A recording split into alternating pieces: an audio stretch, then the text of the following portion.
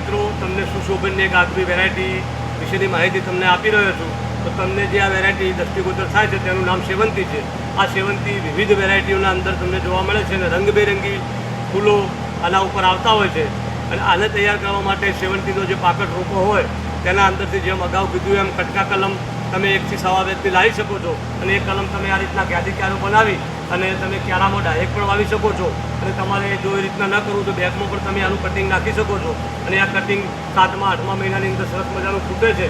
અને શિયાળાની અંદર આના અંદર ભરપૂર ફૂલો આવે છે. નાની ફૂલોની માંગ બજારમાં ખૂબ જ પ્રમાણમાં હોય છે. બરાબર, કોઈ પણ રિસેપ્શન પાર્ટી કે લગ્નોની અંદર જે મોટા મોટા હાર કે ડેકોરેટના બુકે બનાવવામાં આવે છે તેના અંદર મુખ્યત્વે સેવંતીના ફૂલો જ વપરાતા હોય છે.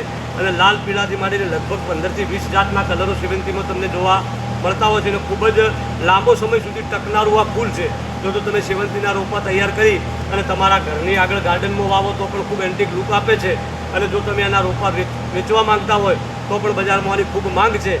તો મિત્રો તમને કહ્યું તેમ તમે સેવંતીના રોપા લગભગ 6 થી 7મા મહિનાની અંદર કટિંગ દ્વારા તૈયાર કરી શકો છો. અને આ રોપા તૈયાર થાય તો આનું સેલિંગ કરો તો લગભગ 20 થી 25 રૂપિયા એક રોપો વેચાય છે. અને જો તમે તમારા ગાર્ડનમાં અથવા તો ફેક્ટરી હોય કે બગીચો હોય તો તેઓ આની હેજ બનાવો તો ખૂબ જ સરસ મજાનું એન્ટિક લુક આપતું હોય છે. તો આ રીતે તમે સેવંતીના રોપા તૈયાર કરી શકો છો. ધન્યવાદ.